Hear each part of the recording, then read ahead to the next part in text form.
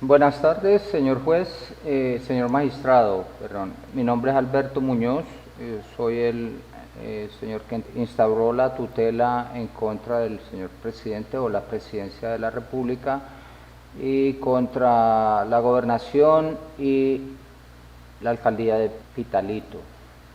Las razones por las que no hay explicaciones, hay dudas, hay preguntas, hay cosas que no están claras y realmente necesitamos que nos expliquen. Yo, como le expresé en el escrito, y como usted se habrá dado cuenta, ya no soy abogado, pero sí me gusta indagar y conocer la verdad. Entonces, pues yo le solicitaba una audiencia con el propósito o la posibilidad de pronto poder ir a expresarle mi punto de vista. Pero pues la verdad yo lo veo como complicado, no sé si es posible dentro de estos procedimientos de tutela eh, o no, pero pues voy entonces a utilizar este medio para dejarle ver o dar a conocer mi punto de vista. Pues como empecé la tutela, hay una situación que está pasando en el mundo y es la censura de la información. Inclusive, como le mostré en el primer video, en las pruebas que le mandé, está el señor Tucker en Estados Unidos diciendo que por qué los canales de las plataformas sociales están bloqueando y bloqueando a científicos, abogados, a inclusive ministros que están expresando el punto de vista y los están bloqueando. ¿Por qué? Y nosotros somos conscientes y sabemos que cuando eso ocurre es porque obviamente hay algo escondido, están escondiendo algo. Y eso lo puedo decir yo y no pasa nada, ¿sí? Yo lo puedo decir, ¿no? Están censurando la información, lo cual es indicio de una tiranía o de una agenda ya programada. Pero si lo dice el presidente de los Estados Unidos, el señor Trump, que precisamente ayer, el día de ayer o antier, firmó un decreto de ley prohibiéndoles a estas plataformas sociales como son Twitter, YouTube y Facebook, bloquear a ninguna persona, sea por cual sea la razón, no tienen por qué bloquear la información, que es libre. Y que precisamente la democracia y la Constitución de los Estados Unidos está basada en el segundo amendment, que es el derecho a la libre expresión. Cuando eso se bloquea, se acaba la democracia, absolutamente, y eso lo dijo el señor presidente.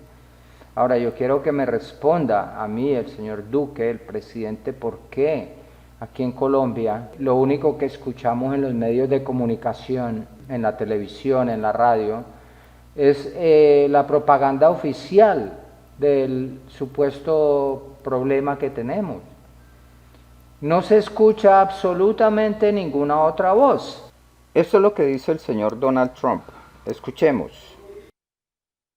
Twitter makes when it chooses to suppress, edit, blacklist, shadow, ban, are editorial decisions, pure and simple. They're editorial decisions. In those moments, Twitter ceases to be a neutral public platform and they become an editor with a viewpoint. What they choose to fact check and what they choose to ignore or even promote is nothing more than a political activism group or political activism. And it's inappropriate. Today I'm signing an executive order to protect and uphold the free speech and rights of the American people.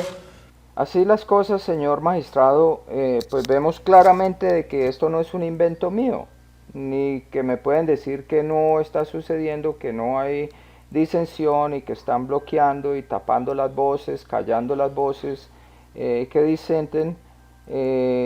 Y no es solamente las plataformas sociales, los medios sociales, también las noticias, los canales de televisión, la radio, o si no, miremos lo que está pasando en Estados Unidos contra CNN y estas cadenas fraudulentas.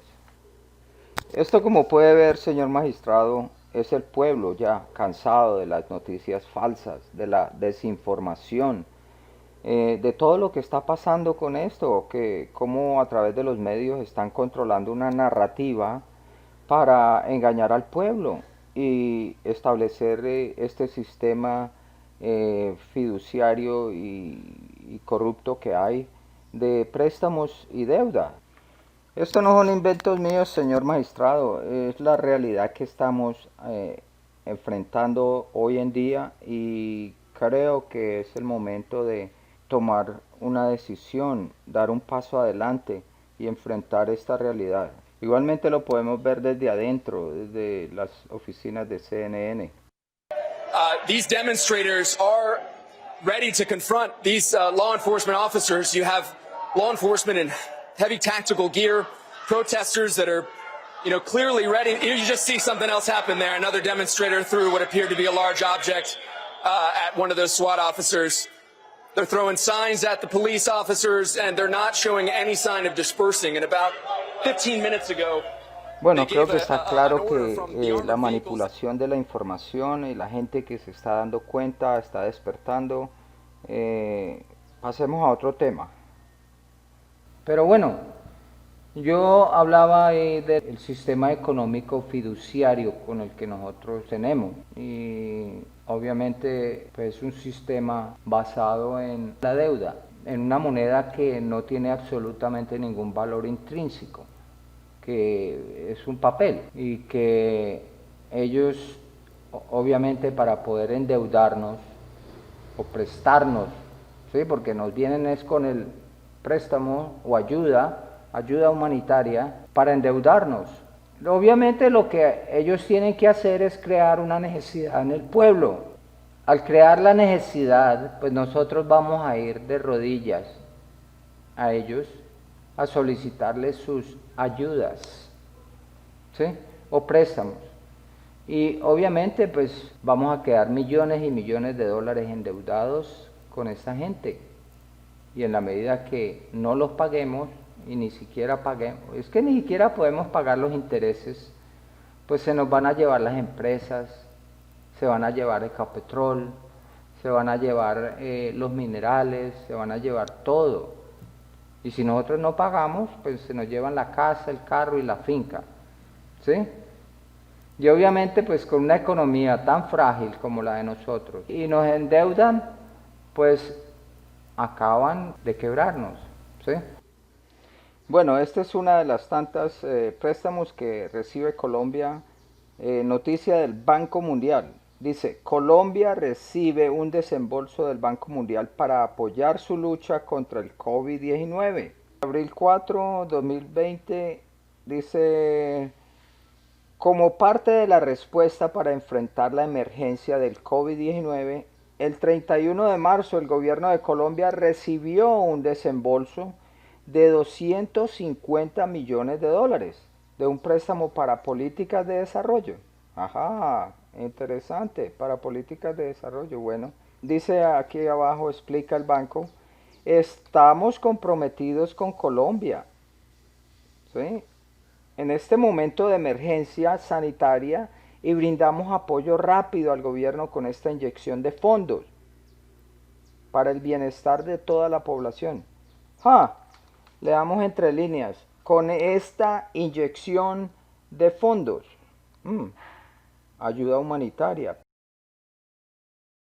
¿De dónde salió esa plata, señor juez? Yo quiero que me contesten, ¿de dónde salió esa riqueza? Porque es que, vuelvo y le digo, si ellos lo único que tienen es una máquina de imprimir papel, y mucho papel, y producen millones de dólares, y crean la necesidad en nosotros para recibir esa plata. Obviamente mi pregunta es, ¿de dónde salió esa riqueza? Es que una cosa es imprimir papel, otra cosa es producir riqueza. Esa riqueza la producimos nosotros, el pueblo, con nuestro trabajo, sacrificio, con mucho esfuerzo y audacia, produciendo bienes y servicios que son los que le dan valor al dinero. El papel en sí no tiene ningún valor. Entonces, ¿por qué haber ese afán de encerrarnos, destruir la economía para luego recibir toneladas de billetes en préstamo?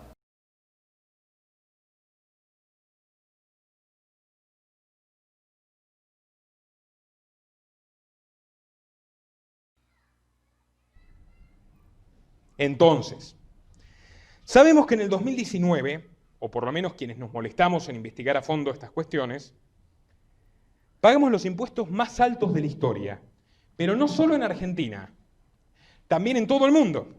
Los estados han alcanzado proporciones gigantescas y aún así no les alcanza lo que nos extirpan a nosotros y necesitan más. Necesitan deuda, por ejemplo.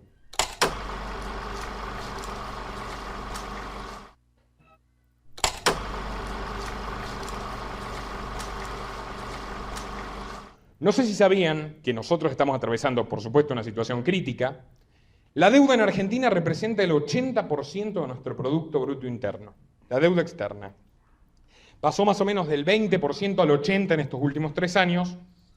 Es una barbaridad. El Producto Bruto Interno es toda la riqueza que se produce anualmente en este país. Sin embargo, para nuestro país del tercer mundo, porque es lo que somos, una colonia, lamentablemente,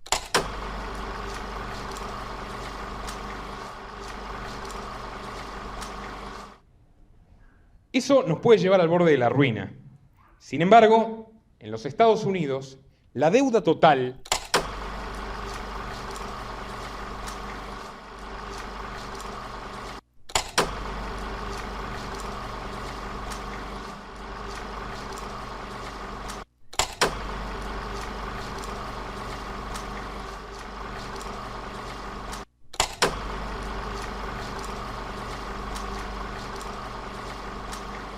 triplica el Producto Bruto Interno, y esa es la misma cifra promedio a nivel mundial.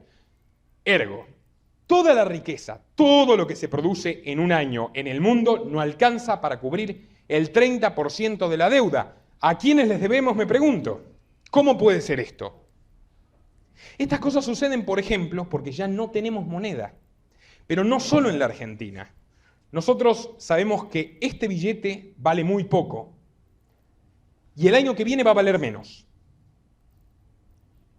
Pero lo que la mayoría de los argentinos no saben es que este otro billete verde, que para muchos es quizás la máxima aspiración por razones nobles, que es ahorrar, que es resguardarse de que al día de mañana lo echen, que es tener un sustento en el futuro para su familia, para sus hijos, para sus seres queridos, también pierde su valor año a año. Por supuesto que en una tasa menor, pero el dólar no está respaldado en nada. El dólar, desde 1971 a 1973, ya dejó de estar respaldado en oro. Y a consecuencia de ello, hola muchacho, a consecuencia de ello, todas las monedas del mundo que se respaldan en dólares, así mismo, le gustan los dólares al muchacho también, todas las monedas del mundo que se respaldan en dólares dejaron de tener un sustento material. Voy a ser claro. Antes, cuando un gobierno emitía moneda, tenía que tener cierta cantidad de oro como reservas para respaldar esa moneda. O sea, no existía la maquinita y los políticos, que porque se les ocurre que tienen que gastar en lo que fuera, imprimen moneda y generan inflación. Ahora, ¿qué sucede? Cuando Estados Unidos pierde la guerra de Vietnam, luego de 10 años, donde aspiraban terminar con todo en 2 meses y no les salió bien e incluso perdieron y se tuvieron que retirar humillados en el contexto de la Guerra Fría, empezaron a acontecer grandes cambios en el poder estadounidense. Desde el secretario de Estado Henry Kissinger, que pasó de gobierno a gobierno, representó y representa a la élite mundial que está por detrás de los políticos, sugirió varias ideas para solucionar este problema que desafiaba el liderazgo de los Estados Unidos en Occidente. Una de ellas fue para pagar los costos brutales de la guerra, los costos que el gobierno estadounidense tuvo que pagar por una guerra brutal y genocida que no llegó a buen puerto, eliminar el patrón oro. Algo que se venía haciendo gradualmente, y ya era una idea de Inglaterra también, pero se llevó a cabo precisamente en 1971. El dólar pasó a estar respaldado en confianza. O sea, se los traduzco. Esto es una estafa. Todas nuestras monedas son una estafa. Y esto es parte de un plan de dominio. Bueno, señor magistrado, yo creo que el punto ha quedado más claro, el punto de vista. Estoy tranquilo de que, pues, por lo menos se ha presentado lo que yo considero es el fondo o el meollo de todo este problema, que es crear una necesidad en el pueblo para podernos prestar o ayudar con esos millones de dólares que, pues, como ya lo vimos, es un fraude y pues yo espero me contesten la pregunta, el gobierno, ¿sí? ¿De dónde salió esa plata? ¿Consideraron cómo íbamos a pagarla? Obviamente nosotros sabemos a través de la historia, y especialmente la historia reciente, de que el gobierno de nosotros es muy corrupto. De hecho, está catalogado como uno de los más corruptos del mundo, si no el más corrupto del mundo. Y que la plata, el dinero, esos billetes que se prestaron, pues no van a llegar al pueblo, no van a llegar. De hecho, ya tenemos varios alcaldes presos o empapelados en procesos por robarse la plata de las ayudas. 10 alcaldes a la cárcel por presunta corrupción en contratos sobre COVID-19. También existen indagaciones contra 14 gobernadores, habrá 23 imputaciones y se solicitarán medidas de aseguramiento contra contratistas, intermediarios y diversos funcionarios públicos. El coronavirus era una oportunidad para vencer la corrupción, el momento de la solidaridad, la austeridad, el freno a los desmanes con la plata de todos. Pero no se pudo. De la manera más inhumana, rastrera e impune, la corrupción va ganando y aumentando, tragándose buena parte de los dineros destinados a mitigar el virus, que seguro consideran como una gran papaya puesta, y se lanzan a sacar tajada, inflar precios, robar y robar. Tenemos muchos ejemplos aquí de ese ingreso solidario y de ahorita con lo de los repartición de los mercados, eso se roban la plata a diestra y siniestra, pero los que sí tenemos que pagar el 100% de esa plata, de esos billetes, somos nosotros, el pueblo, ¿sí? A nosotros nos van a incrementar los impuestos, nos van a quitar. Ya este señor Vargas Lleras nos avisó de que iban a quitar las primas y los subsidios de transporte. Bueno, usted ya me entiende.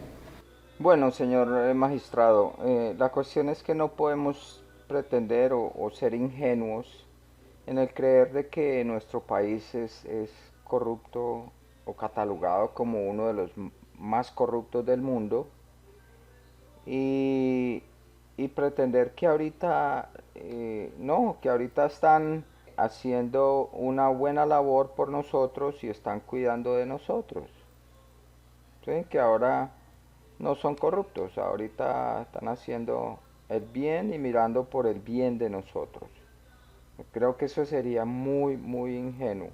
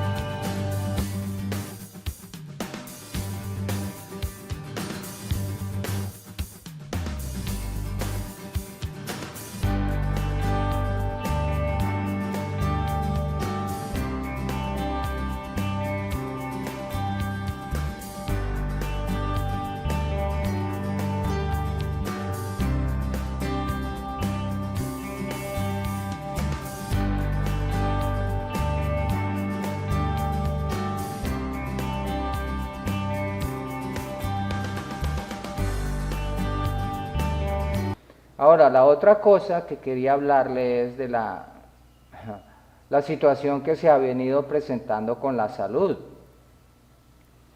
Nosotros sabemos más o menos unos 100 años, precisamente cuando empezó la Reserva Federal Americana, el Fed, que no es federal ni es americana, es de unos entes privadas, personas, ¿sí? Que son los que manejan, imagínense, manejan la política económica del mundo, pero es privada, no le pertenece a ningún gobierno, no le pertenece a ningún país, no le pertenece al pueblo, le pertenece a un par de individuos. Pero bueno, más o menos en esa época, en 1904, empezaron a sustituir los alimentos que veníamos consumiendo por generaciones, por toda la vida. Empezaron con la manteca, nos la reemplazaron por aceite de algodón hidrogenado, produciendo margarina en vez de mantequilla. La leche ya no es leche, es una agua con químicos, preservativos, colorantes y esas cosas. Y así sucesivamente. Y lo que tenemos ahorita en los supermercados y en las tiendas son, por algo le llaman comida chatarra, es pura comida chatarra, enlatada, embolsada, empacada, producida en unos laboratorios, en unas fábricas. Obviamente, como le llaman ellos, larga vida, la tienen que contaminar y la tienen que modificar para poder que supuestamente dure, pues obviamente infectando la salud de las personas. ¿Y por qué lo digo, señor juez? Porque si miramos las estadísticas, a partir de esa época que empezaron a presentar los primeros ataques al corazón, el cáncer, la diabetes, todas estas enfermedades crónicas empezaron a crecer rampantemente. Hoy tenemos un porcentaje de obesidad en el mundo como de un 78% de la población mundial. Esto es de la Organización Mundial de la Salud, señor magistrado. Datos sobre la obesidad y sobrepeso, datos y cifras. Desde 1975 la obesidad se ha casi triplicado en todo el mundo. Y todo esto con aprobación del gobierno, señor magistrado. Todo con aprobación del INVIMA. ¿Por qué no miran y dicen, ellos son los encargados de mirar por nuestra salud? ¿Por qué no dicen, aquí hay algo raro, está pasando algo raro con esa alimentación que nos han impuesto? Y sobre todo los transgénitos. Ahorita nos han cambiado las semillas naturales por transgénitos de Monsanto y estamos obligados a utilizar esas semillas. Son productos modificados genéticamente, se le ha modificado el ADN y todo con el aval del gobierno. Y no solamente los países ricos, los países desarrollados, no, estamos hablando de la población mundial. Y la obesidad, pues obviamente trae consigo cualquier cantidad de consecuencias físicas en los órganos, la destrucción de los órganos como el hígado, los riñones, todos estos órganos se van deteriorando paulatinamente. Y inclusive el que se deteriora más rápido es el sistema digestivo, el metabolismo, el cuerpo, ¿sí? Haciéndonos susceptibles a todas estas enfermedades. Y si usted mira, señor magistrado, las pandemias también empezaron a replicarse. Cada 10 años hemos tenido una pandemia, empezando por el SARS, el MERS, el H1N1 y ahora con esta, y todas son de la familia del coronavirus, ¿no? Interesante, pero lo interesante es que cada 10 años estamos teniendo una. Ahora, nunca antes se había tomado una medida de estas, nunca. Y para mí, obviamente, yo creo que fueron unos experimentos, porque hay muchas pruebas de que este virus fue creado en un laboratorio. Entonces, señor juez, yo realmente necesito explicaciones, el pueblo colombiano necesita explicaciones.